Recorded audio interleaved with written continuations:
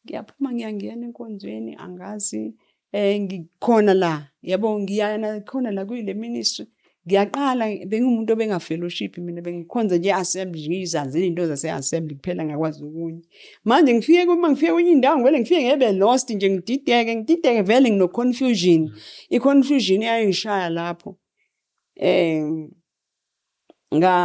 ngagcina ngiyeka indaba yalapho ngagcina ngifuna ukubuyela ebandleni ngabuyele assembly uNkulunkulu utheni uthe ngivalile umnyango 2013 uvalile umnyango ungasabuyeli leli yabami ngabuyela ngithi ngididekile nami ngakayitholi direction okay ngakhonza ke ngakhonza uma sengikhonza angisakhonzi kahle ngineyinkinga sewulimele nasemoyeni ngilimele basi nginalento yokufuna ukwenza because ngine calling umuntu ene calling akaphumuli yabo ukuthi umuntu ene calling kufanele ayithayime angenzi kakhulu maye esalimele yabo ngoba kwesisikhathi awuyiboni ukuthi ulimele yabo ngikhathi ulimala ulimaza nabanye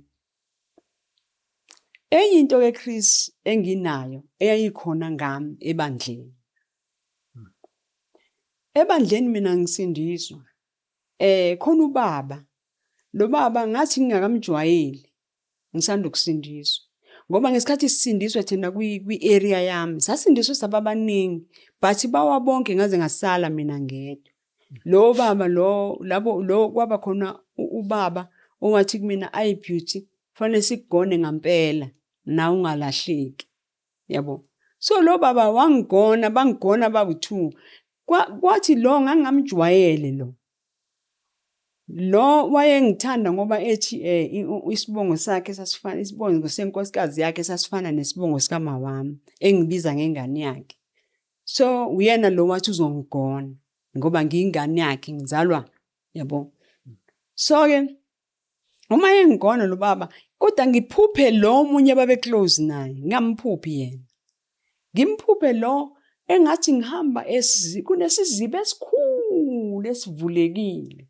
ngizibona sengiphakathi nesiziba kodwa ngihamba entanjeni intambo imi kanje so ngiyanyathela sengiphakathi nendawo ngithi ngibheke emuva sekukude bheka phambili sekukude mangibheke emuva nangi lo baba lapha emuva lo baba athi hamba beauty angizwe ngithini no you're right ma athi hamba beauty kithi mina ngikhale ngizohamba kanjani ngisaba ukuqhubeka nentamba encourage hamba beauty hamba ngize nginyathele ngibone sengiphumele ngaphesheya hawu ngiyibuza ukuthi why lo baba ngimphuphe sahamba lo baba saba close naye ngangamxoxelanga lo phupho ngoba ngangamjwayela ngilibone after ukuthi uNkulunkulu khona into ayengikhombisa ngaye so lo baba ngalesikhathi sengineyinhlupheko umuntu owayengisiza owayengisiza ebandleni ngingafunwa umuntu uyena yedwa wayekholelwa intweni kumina abantu bonke bengayifuni ngithe ngisuka lo baba kwathiwa enkonzweni ngithandana naye iyona into eyaziwayo ke le Assemblies of God kanjani bathanda ukuthi umuntu bamqomise noma engaqhubeki mina kungenzeka kaningi mina baqomise ngiyibuza ukuthi inkosi ngikhathazwa ama boyfriend la kujoleka kalula noma inini ezweni bese ezweni angizange ngijole nabantu abashadile kodwa enkonzweni ufika la enkonzweni uchuwe ngabantu abashadile basenkonzweni engabe yaphumula phela manje engabe yaphumula enkonzweni nangibuza ukhona yini umoya engcwele lapho kwanenhlebo inhlebo ngiyizwe mangizwe kulokuthiwa ngiyizwe kancane kibe ngayinaki lo baba ubhizi uyangisiza afike ekhaya kukho kudla ngane ekhaya nasekhaya nginezimpi ekhaya ngikwazi ukudla akafika ngilethela nakho ngidle ngikwazi ukuthi ngibe nokudla nezingane zami enkonzweni babhizi bahleba ngami iduma indaba enkonzweni ngingayinaki le ndaba kangangokuthi ngalesikhathi besabotasha imvuselelo ngaphupha ngalelo langa ngaphupha ngathi nawo amadoda leadership amile mayemile amadoda leadership engathi ngiyakhala mina ngithi imvuselelo niyimiseleni bobaba bengithembeni kuvele kube khona omunye wobaba athi wena ngithi uqomene nalobaba amkhombe ngithuke ephusheni kodwa futhi ngingayinaki leyo nto nganginento ukuthi nje noma isho lento kodwa ngingayinaki yabo kuthe ngelinye ilanga into eyenzeka idisaster Chris kwakunenkonzo enkulu kuyikota lo mama ngenilanga umama wakwakhe wayafika endlebeni zikamama wakwakhe umama wakwakhe uzwe inhlebo njalo akaze ngibone ngenza lutho nomkakhe waqala naye wangizonda ubani ozwa umama walobaba phela uyezuthi so ngangim-understanda yena ngangena nkinga ngoba ngangihleze ngifona enganankinga ngifonela naye akhulume nami anginike ucingo anginike ngelanga ngami ngathi ngiyafona wangithuka wathi ngaphinde ngifone ngase ngiyayeka manje ungaphinde ufonela wathi ngaphinde ngifone so mase kusenkonzweni ngimbone enkonzweni lo mama angibizi athi ngicela ukuthi umyeni wami ningabingelelani ningakhulumisani akasho njalo isizathu ukuthi kwenzekeni ngithi mina hayibo mama ngiyezwa ngivuma nangempela ngiyiqhelanise naye kuthi ngelinye ilanga enkonzweni kunenkonzo enkulu kunekhishi laphana ekuphekwa khona omama so asakhulumisana sesiyabukana saxhawulana enkonzweni kuyaxhawulana saxhawulana naye angithi yabona senziswa isona endlini kaNkulunkulu khona abantu ababekela umthetho ukuthi bangaxhawulani yabo so asaxhawulana ngikosinki mina ngiwasha izitsha la omama kuyapheka khona omama kunabantu kwase isikhathi futhi sebreak kugcwele kudliwa phandle isikhathi sebreak hayi aqhamuke ubaba lona angimemeza ngana ukuthi wayesuke angimemeze nje lapha athi we beauty ngoba ulapha empompini sisi awungifakela amanzi eglasini ngiphuze hayi nami ngiwakha amanzi angimazi waqhamuka nini unkosikazi wakhe ngisamnika amanzi wangibamba ngamawashing kanje ayithi yaqeda enkonzweni wabamba umyeni wakhe sobabili ngesinye isandla amandla bakhulu ke bade nomyeni wakhe bobabili nami sengimncanyana la phakathi kwabo sesibanjwe ngamawashing ubamba umyeni wakhe ubambe mina ngapha uya nathi phandle uthi ngathini wena ngendoda yami usho kanje bamile abazalwane bayabukela bayadla ngathini kuwena mina ulokesho kancane uthi hawu myeni mngama awukwadlala abaziwadlala ngengane yabantu ayazi lutho lengane yekela lengane ayazi lutho lengane amadoda sebembaba manje usekhuluma kancane ayazi lutho lengane yekela ingane yabantu ngiyithulele nje mina ngithi inkosi uyazi wena kwenza abazalwane bayabuka bagcwele la abazalwane bakwezinye indawo ezikude uNkulunkulu uthi angifakaze ngalento ngoba abazalwane abafuna ukukholwa ukuthi umoya ongcwele akasekho emabandleni uthi angifakaze ngazo zonke lezi zinto for abazalwane for them to believe ukuthi baseyindaweni ezingcolile amasonto adethi esontweni why sinukana makuthi khona uNkulunkulu sabhekana ukuthakatha kwi-presence kaNkulunkulu hayiqhubeka so wangiyeka basingaphindeke sahlukana nomyeni wakhe sangalukhulu manje siyakela indaba yahletshwa akhona oyedwa umzalwane noma umfundisi oyedwa wakwathi beauty ngoba lithiza umzalo noma yekona iyakuye yabo nje wayesenzeka njena kwakufanele umfundisi noma leadership basibize sonke basihlalise phansi so u3 ichazwe kahle indaba ilungiswe ungitshela ukuthi kulelo bandla engingalungiswa khona umoya ongcwele kwayena Bahleba kabazalwane, bangangifuna abaningi, bangangifuna ngalenhlebo, bangijaja. Iside lakho akakalisi. Noma ngithi ngenza into kaNkulunkulu because mina ngi-innocent mina ngiqhubekela nento kaNkulunkulu. Abantu bangivele bangingcolise bathi uyenza kanjani ngoba ungcolile. But me I know ukuthi angingcolile mina, ngihlala noNkulunkulu mina. So ke ulokhuzana ke iyaqhubeka ke le ndaba. Ekwafika isikhathi esinye ngahamba ngaya elokhuzeni eMossel Bay. Kanti lo mfundisi obengihlupha kakhulu wasabotasha nemvuselelo sengabuyele ebandleni. Ngoba njengoba ngingase ngidideke kakhulu. Ngahamba ngaye eMossel Bay, mangifika eMossel Bay ngilimele ngizodistress angangiye ngiyodistress eMossel Bay ngifike ngihlale la ngisho ngibatshe cha sengaphuma eAssembly of God angiseke eAssembly. Kanti lo makoti lo muntu engihlala naye uzohlangana nomzalwane waseAssembly amtshela ukuthi ngikhona. Ebese yangifonela ngincenge lo mzalwane wathi hayi mzalwane ngizokulanda ngifuna siye enkonzweni. Ngimtshela ukuthi angiseke eAssembly of God mina. Hayi sifike lana ebandleni. Masifika ebandleni kukhona umfundisi omenyiwe waseSaldanha. Afike lo mfundisi akhulume ngendaba yami ngathi uyangiprofetha. Uyazi umuntu mekhuluma ngendaba yami. Hey, ngakhala Chris, ngathola lapha ideliverance. uNkulunkulu wangideliverisha ngalo mfundisi. Ukhona la eAssemblies. Angideliverisha ngalo mfundisi. Ukhuluma exactly naye wayenezimpi njengezami. Manje ukhuluma exactly into engibhekene nayo mina ngisalimele mina njengoba ngizela ngithathwe ilo makoti. Athi mephuma engivele ngiye kuyena ngithi emfundisi ngimtshele yonke into athi banjalo ke. Athi ukhuluma bona impela angivumene. Athi abafundisi bala.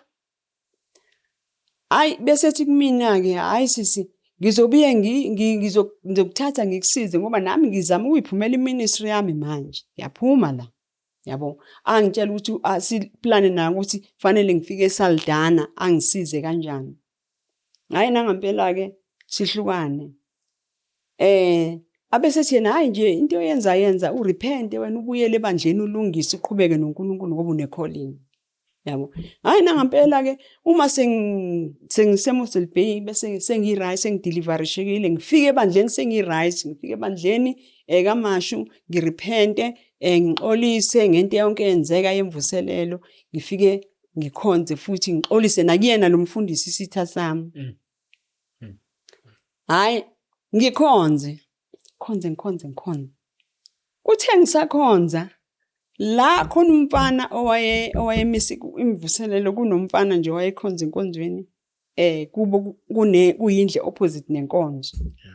Lo mfana wayengazi kakhulu engithanda mangivangela angi-invite wayezenzele nje imvuselelo enzi whole night prayer efaka izipika bese ngicela hayi nawe sisifithi ngifuna ukuthi ube khona ube omunye wezipika. So ke zingeneke izipika ishumayele izipika ngingene mina egcineni izintathakusa nje ngo1 ngingene ngidubuleke nami ngivala imvuselelo. Ngakusasa sengibuzwa usisi ohlala enkonzweni awayekade ekhona naye uthi angithi umfundisi wayehlala khona enkonzweni naye emission uthi hayibo Phethu umfundisi ubengibuza ukuthi ubani lo oshumayela lapha ngoba ngiyamuza ukuthi lo muntu oshumayela laphana ngoba abaningi ababeshumayela kwangebona abaseAssembly athi ngiyamuza ukuthi umuntu wala ekhaya lo uthi asho njalo. Uthi abesiyamtshela athi uBeauty. Wenza kumina ndisi. Wathi Beauty ngeke. Ngifuna ukumisa nawe itende la. Ngifuna ukumisa nawe itende la kaG manje. Ngifuna silanda abantu la kaG. Kusho ukuthi wayesefika wrong uNkulunkulu engasafune. Mina ngavuma kuyena. Ngathi mina hayi baba ngempela wamemezela wabiza leadership hayi sizomisa imvuselelo noBeauty. Kwavele kwanecall esheshayo engibizele eMossel Bay. Icall ethi ngizohamba ngibuye iweekend. Kuyinto esheshayo. Mangifike eMossel Bay iSunday ngiqona nokuthi ngiye enkonzweni.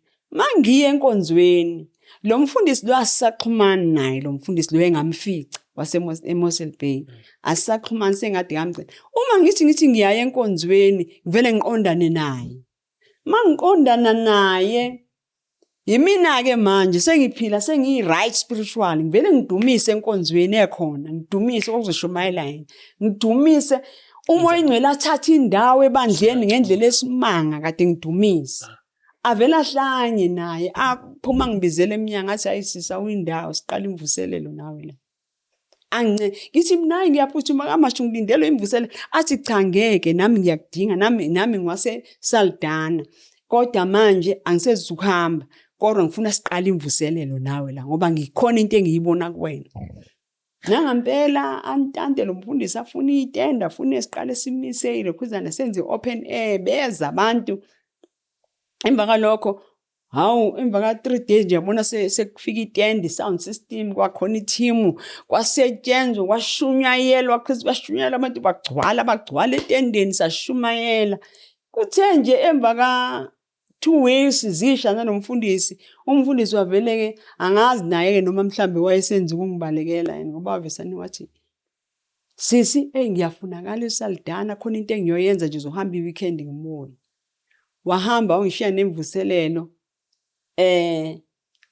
la imvuselelo ngithi njengoba iqhubeka nje kufunakala i-support system fanele ngithole nane transport kube ne transport engithathayo endlini ingiyise la ngihlala khona hayi uma lelo khuzana ke lemvuselelo ke isiyenzeka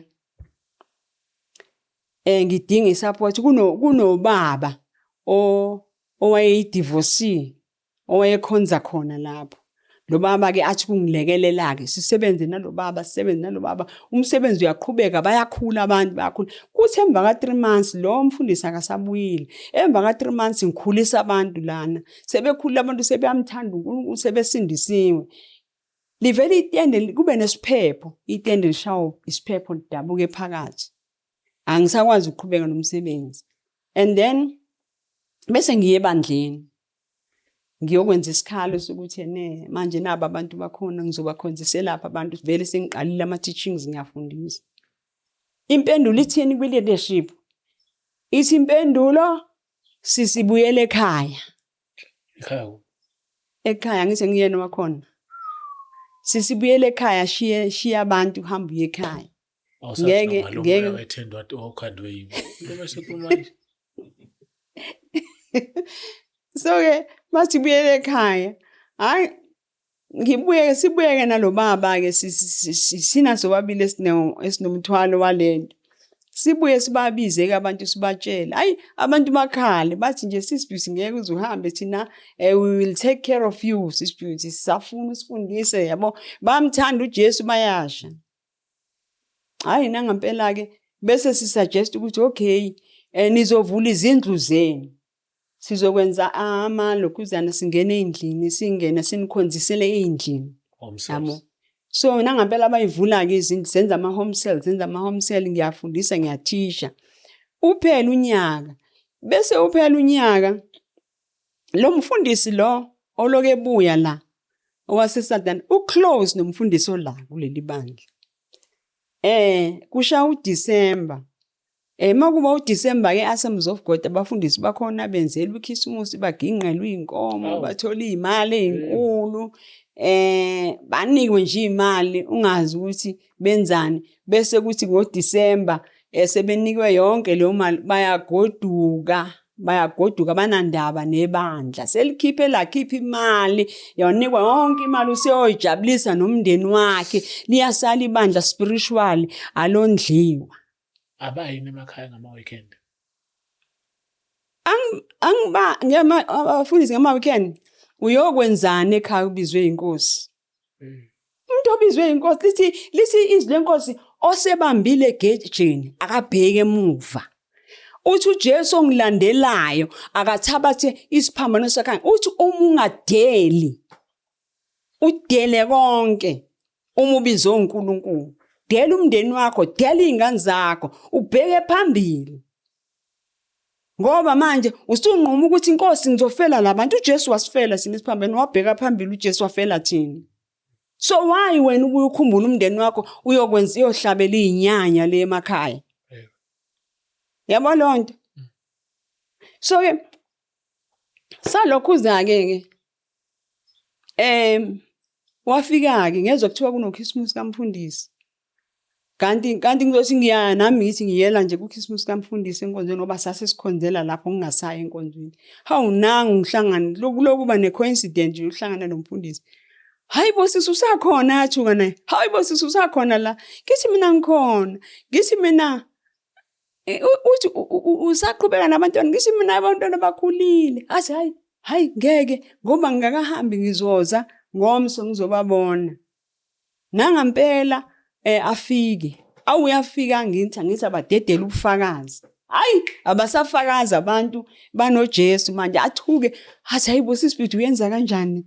Aze wazobabiza ngebandla lesizulu ngoba base ngithi phela mina bengifundisa ngesizulu bamaXhosa but sebe abaningi nje sengathi bangenwa iaccent yesizulu.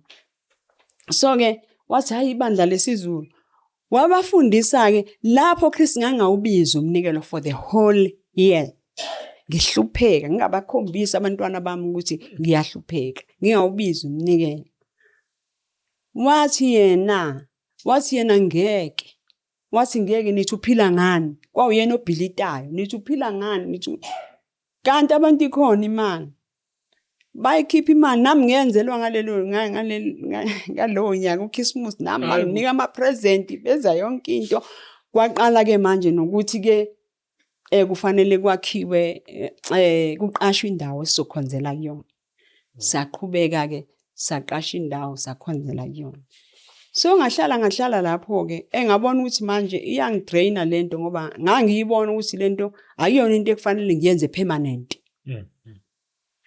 Ngahamba ke ngabahambisa ke ngahamba ngabuyela ebandleni ngacela ukubashiya ebandleni noma babekhala bona bengafuni because babengasayitholi lento ababeyithola kumina.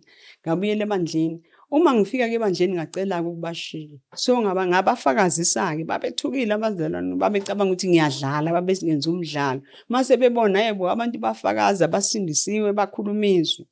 Yabo. Ngahamba ke ngabuyela eThekwini ngesikhathi.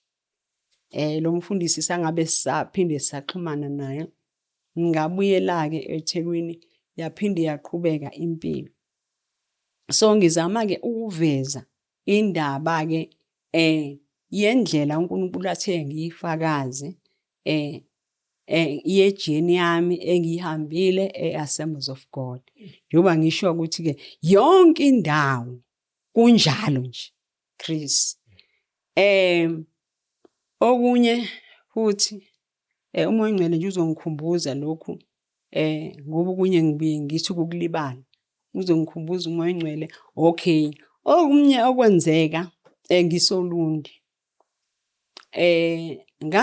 Ngaya oLundi ngafika eLundi sasebenza naluSisi. uMoya oNgcwele ngithume khona. Ngiyakhonza ebandleni. So bese kuba khona omunye usisi oyi-organizer. Owayesebenza uSisi. Lo sisi oyi-organizer baye bathatha umuntu ozobaphelezela mabezoya endaweni beyosebenza. Wayezoya oPhongolo lo sisi. Angicele athi ucela ukuhamba nami because ngifree angenzi lutho. Hayi sihambe siye ePhongolo. Uma sifika ePhongolo naluSisi sifike la ePhongolo sifika iFriday inkonzo azoyenza uzokhetha nje committee labantu abasha. No kwakuyi-committee labosisi. Wayezokhetha i-committee labosisi. So ke sifike khona kuyi-Friday sizolala. Ngalesikhathi sifika sizolala umuzi sasilele kona useduzane nenkonzo. So bese kufika abazalwane bathi bathunywe uchairman ukuthi akazocela ukuthi lo sisi ohamba naye bacela ukuthi eze azobakhonza abantu abasha. Babengangazi nokungazi nje. Njoba babekhonza befuna ngikhonze Friday night kuzovukwa ke bese kuqhubeka nalenkonzo. Hayi ngikhonze ke ngilokhu-ke ngiphumeke ngihambe ngikhonze-ke. Hhayi ngikhonze nabazalwane, naye abazalwane bavele bangithande. Kwasho ukuthi uNkulunkulu khona i-message ayengiprepare ngayo. Ngangingazi ukuthi ngizoshumayela ngayo, but basi bengicela kwasho ukuthi khona i-message yayisenhliziyweni yami, yaba namandla. So, bangithanda labantu abasha, base bethi bafuna ukungicela ngize sengiza ngedwa. Ngoba lo ngithi wayize kusisi bodwa. So, ngathi ngabuya akasangikhulumisi. Uba. Lo sisi lo i-organizer. Sure. Akasangikhulumisi, ngifike naye la endlini.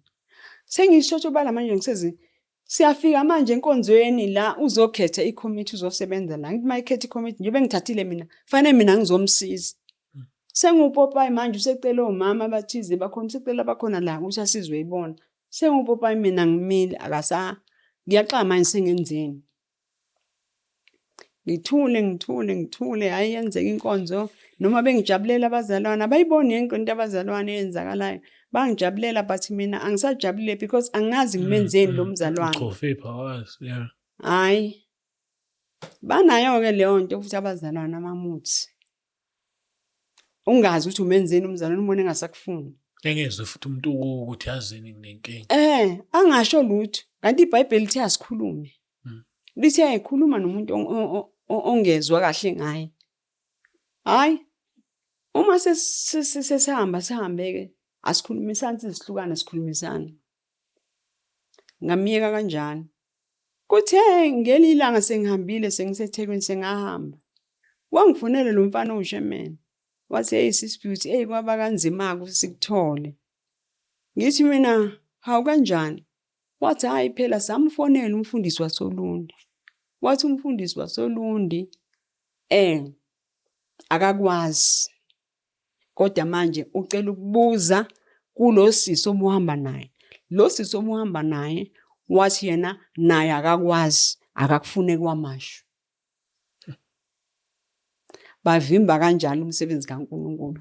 Ungitshela ukuthi wena leyo ndawo enjalo ikhona yini umoya oyingcwele khona. Because mina engikwenzayo ngikwenza umoya oyingcwele. Ngithe mina ngisuka kwi-conference, wathi umoya oyingcwele hamba uyokhuluma e-Assemblies of God. Ngingasekho khona. Abamfuni e-Assemblies of God umuntu yabo njengoba ngomzalwane sengaphuma khona. Ngisho ngangithuma uNkulunkulu khona. Abayifuni into yami because uma usuphume khona wisitha, you are the enemy. You are the enemy. Ngisho uNkulunkulu angakusebenzisa kangakanani. Ngikhumbula nje ngake ngezwe kuthiwa kwakuzoba ne-convention kuzomenywa uVictor Mahlaba. uVictor Mahlaba wayemfundisi wase-Assembly. Ngezwe kuthiwa unqatshiwe ngoba esaphuma khona. So mina ngifuna ukuzwa ukuthi umoya oyingcwele endaweni. So umoya oyingcwele uma eyibeka kumina Chris Lendo uthi wonke amabandla, ama-Pentecostal especially. Ama-Pentecostal umoya oyingcwele washiyile. So njengoba ngizoyikhuluma lento, take it or leave it. Ngiyazi khona abazongibuka kabi ngoba bayawathanda amasonto abo baba-idolizile. So ngithe sengihleli mina lokhuzana Chris, ngihleli kwi-presence kaNkulunkulu ngoba wangisusa ngaye eCape Town, ngahlala kwi-presence kaNkulunkulu from 2020. Ngihleli kwi-presence kaNkulunkulu. Wangitshela, wangambulela, wathi ngifuna namhlanje uwazi kamasonto.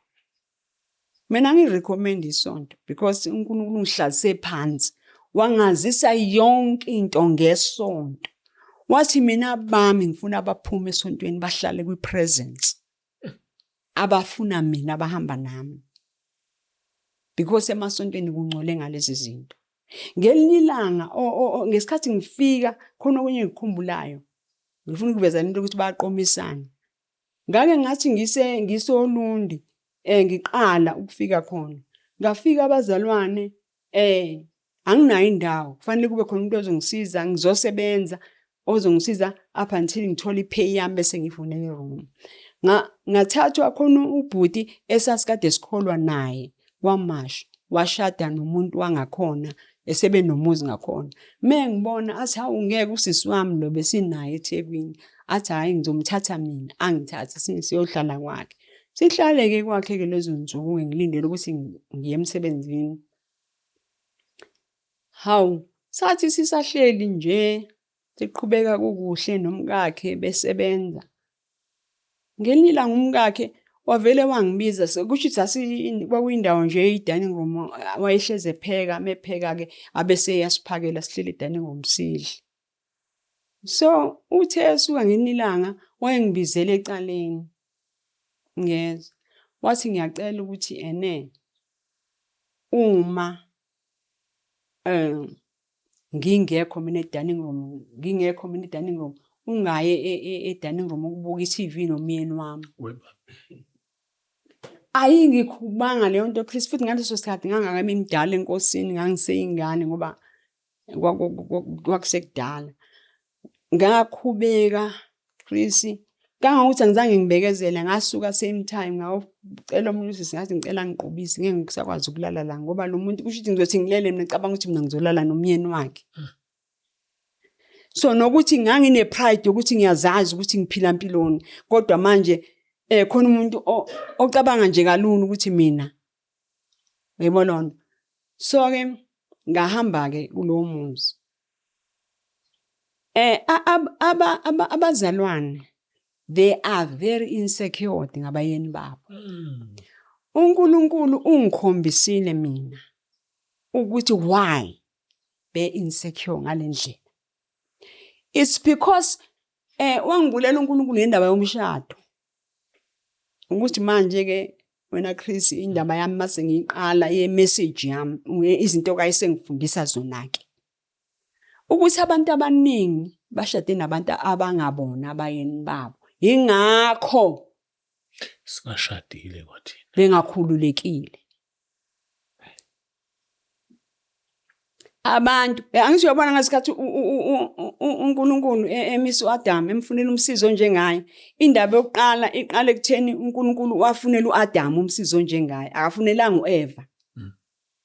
uAdam wamakheli kwakhiwa izilwane waqala kwakhiwa izilwane kwathiwa idlule phambi kwaAdam. uAdam wayibona ukuthi izilwane. Kwafanele ukuthi uAdam mayesezobona umkakhe kwafanele ukuthi afe. He has to die. Wafu uAdam wakhishwa umkakhe akambonanga ekhishwa kodwa wathi mesethi wane feeling ukuthi ithambo lamathambo ami. Manje abantu yabo nje busesontweni usiyasemba you are busy looking. Bayakhonza abantu bayaqalazana. Ngizothatha abani bayaqalazana bacabanga babuka unezingane muhle umi kahle une profession yellow bone yabo babala lezo zinto bayabukana bala kanti umfazi wakho use overseas. Ake cause kenze yazi mama ubeka indaba impela cause wena ungayesontweni umfazi wamntu esontweni akekho kwasesontweni akekho mhlawumbe uyaphuza eclubini kusamela umshintsho wena shintshwe ngokwakho ngempilo oyiphilayo abe umfazi. Exactly. Manje abantu uthi esontweni into eshunyayelwa mina ngizokutshela yona. Esontweni uthi ufika ushunyayela ukuthi fanele ufunde, fanele usebenze. Mufika ungasebenzi banenkinga fanele bakuzamela bahlupheke bakufunela umsebenzi. Abakwazi uNkulunkulu ubizo lwakho lithini ngawe. Bahluphekela ukuthi bakufunela umsebenzi. Bahlupheke bakufunela ukuthi ufunde, bazama ukuthi ufunde, bazame lokhu, bafuna ukwenza impilo yakho kanti lokubizile. Khona okubizile okufanele enze impilo yakho. Yabo nje obula insindisweni awubizwa ngabantu mina bengakushumayeza so many times ungaphenduki. So manje isiphi isidingo sokuthi manje musufikile sekufanele yimina engikutshelayo ukuthi mawusindisiwe fanele ube no 1 no 2 no 3 kunama teachings ama couples kunama teachings abantu abasha kunama teachings amantombazane. Where is the Holy Spirit? Masibizwa thina uJesu mayebiza umuntu uJesu umufunda kuJohn 16 uJesu ukhuluma ngomoya oyingcwele. uJesu uthi nangu umoya oyingcwele uye oyofundisa izwe oyoqondisa izwe ngokulunga nangesono. Uthi uyena umoya oyingcwele ozokwenza yonke into. Manje abantu abakhululekile ngoba uyazi ukuthi lo muntu angisho yabona usenalento yasezweni ukuthi womgada umuntu wakhe ezweni womgada yini sizoyenza esontweni. Wazogada umuntu phela sasinjalo thina ezweni sijola thina sigroova. Womgada umuntu wakho ugada zonke into ubheka ukuthi ukhuluma nobani waye endlini kaJehova. Una iphisi ubhekile manje. Hawu ugada umuntu wakho. Uzoconnecta kanjani kumoya ongcwele ugade umuntu wakho? Hey, mama kwami akahlalele. Kuze kushunyayele kuthiwa hayi phela abantu bangasondeli why? Ngoba umuntu mako owakho, ngisho angahamba owakho. Hayi baba. Siyabonga aze usuke eCape Town wazoyibeka kahle. Hayi. Manje uNkulunkulu ukhaliswa yilonto ukuthi abantu bashade nabantu abarong, kugcwele abantu abashade nabantu abarong abalwa ngesikhwele emsebenzini kaNkulunkulu, kugcwele isikhwele. They are jealous, lot of jealous endlini kaNkulunkulu. Nawo amadoda akekho umuntu okhululekile, bashadile abakhululekile. Ngoba uNkulunkulu useshada nomuntu onjengawe. Umuntu onjengawe ukhululekile ukufana nawe. Yabo, umuntu ofana nami angeke ngikhathazeke ngoChris mama aqhamuka uChris ngoba hayi uChris ngiyazi uChris akafani nami. Yabo? So, bazothi mabehlangana into ezobahlanganisa, they have nothing in common. Because akafani noChris ufana nami. Ngikhululekile, ensindisweni sizokhululeka. Ivangeli likaKristu esilikeziwe elenkululeko. Sithukiwe Kristu, yabo thina esihlalile sagcinwa. Sagcinwa sangaqoma saze safika kulesi sikhathi basiqomisile abazalwane basingcolisa. Uthi uyafika wena uyifunela uNkulunkulu ngena phakathi kwabazalwane. Usekubuka phansi phezulu akasakwazi ukukuthanda ngoba usabela indoda yakhe. Because le ndoda akuyona yakhe, ingakho uJesu washo nakwesifazane waseSamaria. Washo uJesu wathi nalawo amadoda akuwona wakho, akuwona wabo lamadoda. So ke Chris, ilento engisho ukuthi ke uma ingcwele uyibeke kumina ukuthi angizoprovela abazalwane ukuthi umoya oyingcwele akekho emabandleni. Abafuna umoya oyingcwele, they need to come out of the church. Bahlale kwipresence kaNkulunkulu. Bafuna umoya oyingcwele, bafune izwi likaNkulunkulu, bafunde izwi. Angitshele nje Chris, njengoba ngithi mina ngiphume eAssemblies of God sengina 27 years ngoba ngayidelayla, ngangiphumile earlier than that, kodwa ngaphinde ngabuyela. Manje ngina 32 years. Ngihleli. Yini engisayifuna kumfundisi? Nginabazalwane mina bafike kudala kunami emabandleni. Bahlezi balinda abafundisi. Yini oyifuna esontweni kumfundisi? Ngoba phela wena unomoya oyingcwele, unezwi. You've got everything. Ngoba njengoba unakho konke, hlala nomoya oyingcwele akufide. Awusadinga ukufide umfundisi. And umoya oyingcwele mina ngitshela abafundisi abasenayo imessage, sebekhuluma inganekwane. Gcwele ama motivational speaker. Khona la. Because uJesu akakhulumi ngomuntu angamthumanga. Uma ethi akekho umoya oyingcwele la ukhona, akathunywanga lo muntu. So ke abahamba nomoya oyingcwele abathunyiwe, futhi othunyiwe akahlali la ethanda khona, akaphila impilo ayithanda, akakhethi umfazi amthanda, akakhethi yellow bone. Akakhethi umuntu azohlala ekhala, uyangihlupha lo mfazi akafuna ukuba umfazi, lo mfazi akagcini imithetho ukuba umfazi. Ngeke aze ayigcine ngoba isilwane. Ushade nembuzi. So abantu bashada nezilwane. Igold. Angithi njengoba uhleli nembuzi nje, fanele uyigade ukuthi izobaleka imbuzi ilahlekene. So fanele uhleli uyigadile imbuzi yakho. Ubophe nangentambo. Ubophe nangentambo ngoba imbuzi yakho uyigadile. So ke abazalwane le nto fanele bayazi ukuthi ungitshelile uNkulunkulu ukuthi abazalwane abantu abaningi Kristu kwaphasiswa nanento ukuthi abantu kufanele bavumele ukushada nabantu abangakholwa. Yabo Chris, ukushada nomuntu ongakholwa. Mina ngiyakubona nje ngisho ke laba ekuthiwa bayangena bayahlaliswa nalabo ekuthiwa hayi usindiswe seshadile. Sesizoshadile ayikho indaba lapho. Indaba isekutheni niyafana yini. Benifana phela wena wasindiswa. Bese lithi ivangeli ushiya konke. Wayashiwe lo. Why indoda ishiwe? Ngoba phela nayo le ndoda isahlabela imbuzi, ihlabela amadlozi, izothwala nawe la ihlalise notokoloshe. Angithi? Is it? Ama-altar fine. Izokukhonzisa ama-altar a-wrong. Le ndoda. Manje uzothi usindisiwe wena utshele umuntu usindisiwe. Ugaya isiZulu, ugaya utshwala. Ungithethe usindisiwe. Hayi bazalwane. Uthi we lokhuzana uFaro abantwana bakaIsrael mabephuma eGibhithe. Uthi noma sebadedela, uthi ningayi kude. Insindisi njalo ukuthi uphuma athi uSathane awukubambe nje lokho. Ake uhambe nakho lokho. Asikisa. Athi nje bamba lokho. Bafike nasesontweni bakushumele. Hayi indoda nje mayingakholwa bandla ikhonze nje indoda yakho, inkosi yakho. Inkosi kuthiwa enene. Kuthiwa yini inhloko yakho? Yeah. Kuthiwa indoda iyinhloko yomndeni wayo ngithi. Inhloko yomfazi ne. uKristu uyinhloko yendoda ngithi. Le ndoda uma engena Kristu inhloko kanjani? Engena Kristu. So ke manje izinto wena Kristu siphazame lapho izivangeli lilimele lapho lilimele ivangeli. Ngeke umoya ongcwele ahlale nawe ugaya isiZulu. Ngeke ngiyakufungela. Uhlabela amadlozi la kushiswa khona impepho. Kube khona umoya ongcwele buze uyahamba laphana enkonzweni uyovutha kade ushunqelwa impepho. No bazalwane.